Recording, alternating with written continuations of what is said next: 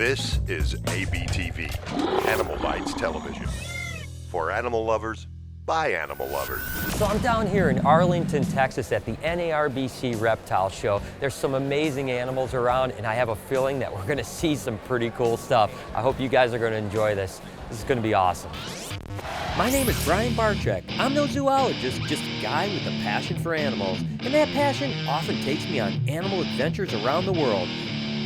This week I'm in Arlington, Texas for the NARBC Reptile Show. You're watching Snake Bites.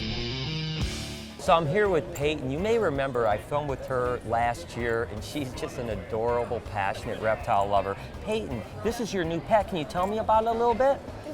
She's a banana pastel clown. Oh, she's a het pied, right? A banana het pied?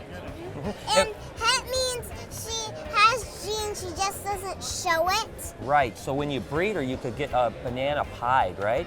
Yeah. This is a girl or a boy? Actually, it's a girl. That's a girl? Anatomically, like you didn't think, did she just strike? No. And tell me, do you know how to tell if it's a boy or a girl? Yes. See this right here? Right there? If you lean it, see how the things just pop out? Don't hurt the thing. It doesn't hurt them.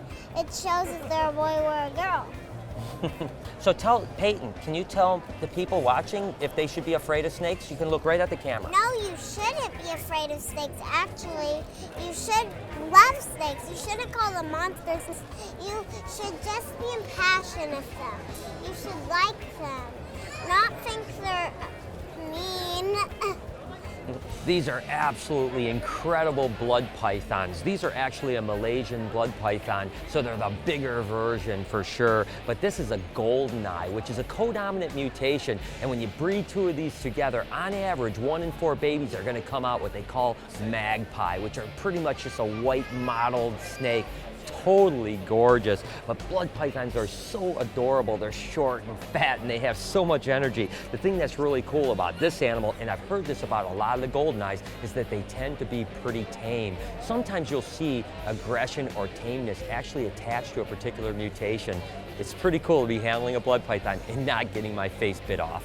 Another one of my favorite pythons happens to be the Angolan python, of course endemic to Western Africa, and specifically in the Angolan region. Now they're a lot like a ball python in the sense that they kind of have that little duckbill face, and they're totally cute and gorgeous, but they actually get quite a bit larger than a ball python, with some females actually getting near 8 foot long and about this big around. The other thing that's very interesting about them compared to ball pythons is that a ball python has relatively smooth scalation. These guys have little tiny scales that are almost like bumps, almost like a little bit of a microheliderma. So it's actually pretty cool. I absolutely love these guys, and their attitudes are super cool. Unlike ball pythons that are relatively shy, as you can see, these guys are tremendously outgoing. What we have here is the barn owl, endemic to all over North America. These guys are known for their great eyesight, and as you can see, this guy is staring me down. This is a bird of prey. It's something you have to definitely be careful of. The truth is, there's actually some barn owls in here, I believe, so let's go see if we can find them. I told you guys there was actual owl at the show. It's not exactly a barn owl, it's an eastern screech owl, but here at Nature's Edge Wildlife Rescue, they've actually rescued this little guy here. His name is Moon Pie, which I think is absolutely adorable, and unfortunately it's human imprinted as well as can't fly more than 10 or 12 feet, so it's got a forever home here, and it's going to be educating people about the wonders of wildlife for the rest of its life. This guy is so cute and so cool. Another animal ambassador here at Nature's Edge is this amazing gray rat snakes. Now I've been keeping and breeding gray rat snakes for probably 15 or 20 years. I have never seen a gray rat snake that is 7 foot long. This is literally 2 or 3 foot longer than my largest gray rat that I've ever had, and the attitude is absolutely gorgeous. What a great animal to teach people how amazing reptiles are. Just so placid and so beautiful. It's so amazing what rescues and wildlife rehabilitators do to educate the public. So make sure to find companies like Nature Edge that are nonprofits and donate to them, because it's certainly something that we all need to support.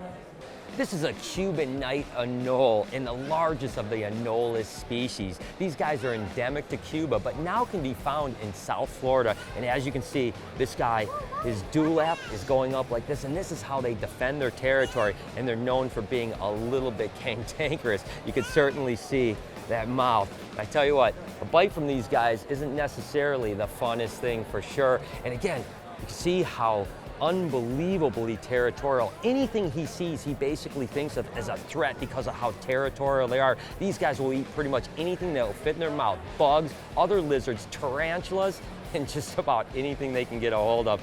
Oh my God, these things are so cool. And they can get up to 24 inches long. And you gotta see, he's looking at my face and he's just thinking, you know what? He's something that I need to go after. Wow. What a beautiful little guy. But before I stress him out any further, oh yeah, look at that display.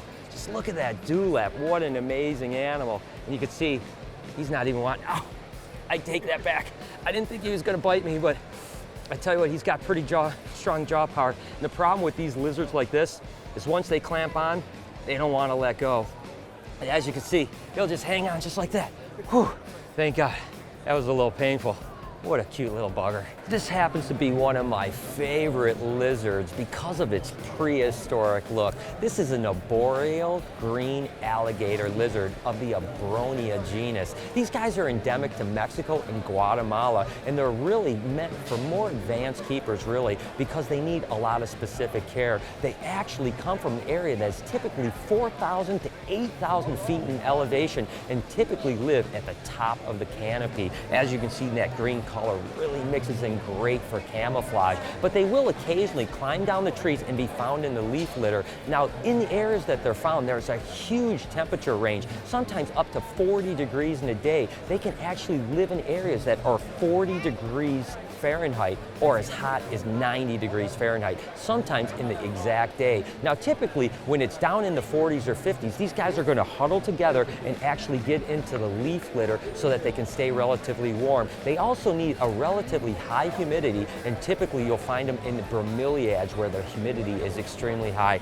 I tell you what, these are some cool lizards. Everybody knows my passion for blue-tongued skinks and how I've been completely obsessed with them. And there aren't nearly as many mutations in America as there are in Australia. Well, this happens to be a pretty cool little specimen right here. Now, this is actually an Irian from the Indo Islands, but it's still super cool, but it certainly is nowhere near normal. They typically have bands just like all other blue-tongued skinks. As you can see, this guy is pretty much patternless. Now, there's a few patternless Irian as well as Australian species of blue-tongued skinks, but what I think is pretty neat about this guy is look at that little stripe on his tail right here. Now, this guy is pretty much freshly out of the wild, so we really don't know what the genetics are, but I'm assuming that there's a chance that it could be something that's either co-dominant, line-bred, or of course recessive. I realize that pretty much covers all the bases, but the point is that through selective breeding, there's a very good chance that we could produce other Irian blue-tongued skinks that are lacking this pattern. And then I start thinking about, what about the axanthics getting into it, making a complete silverback blue-tongued skink? This guy has a lot of potential, and maybe I might be going home with it.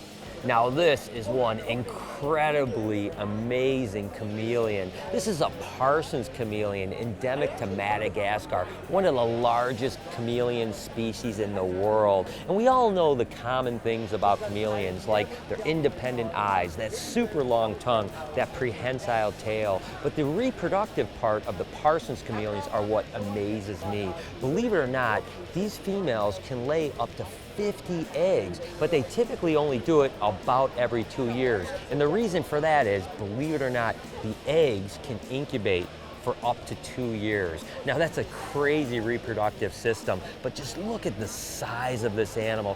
I couldn't even imagine trudging through the forests of Madagascar and coming across this amazing animal out there. Whew, that thing is cool. All right, guys, so what I have here is a green bottled blue, and I know anyone that's followed me for any length of time will be amazed to hear how I'm really starting to fall in love with spiders. I'm a little bit scared still, but man, just look at how gorgeous that little guy is. Now, this is a little immature male. He probably has 1 or 2 more molts before he reaches maturity, and again, because it's a male, his days are numbered once he reaches maturity. But a female is probably going to get 5 to 6 inches and can live up to 20 years. And although I used to think these things were the most creepy things in the world, I tell you what, I'm just starting to love them. Wow, take a look at this beastie here. This is a white throat monitor from southern Africa. And I've always been really fascinated with this animal because they look a lot like the savanna monitors that I've always kept as pets. But these get much, much larger, but they have a very similar temperament. As you can see, they're not crazy at all like some monitors, and they're very, very placid with that really long tongue and so intelligent, just like all monitor species. Now these guys can, believe it or not, get up to 7 to 8 foot in length. So although this guy's probably a good 4.5 or 5 feet, it still has a long way to go, and they're really easy to care for. They do demand some pretty high heat, but other than that, they'll eat just about anything you put in front of them, whether it's dog food, rodents, eggs, just about anything that it can fit in its mouth, quite frankly. But that is just a gentle giant. Whew, look at this little bugger here.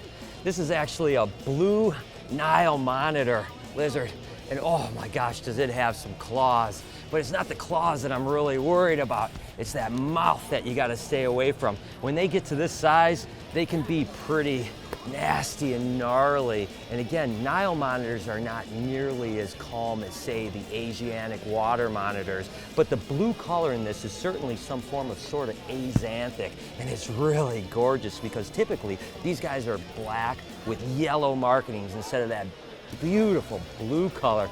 And my gosh, this guy's giving me a little bit of a workout for sure. You do not want to get on the business end of that mouth right there. You can just see it's coming out. It wants to bite me. But I do not want to let that thing get a hold of my nose, because trust me, if that thing got me in the nose, I'd be in big, big trouble. Now, Nile monitors can get about 4 or 5 feet in length. So this guy's still just a little juvenile. But look at him, look at him. They're so intelligent. He's just thinking, if I can just get 1 inch closer, I can snatch onto that nose. Oh my gosh, what a gorgeous animal this is. And they have a long neck, so you have to be really careful. If he actually realized that my hand was in distance, it would reach around and grab me right now. But it's just totally focused on my face. What a cool animal.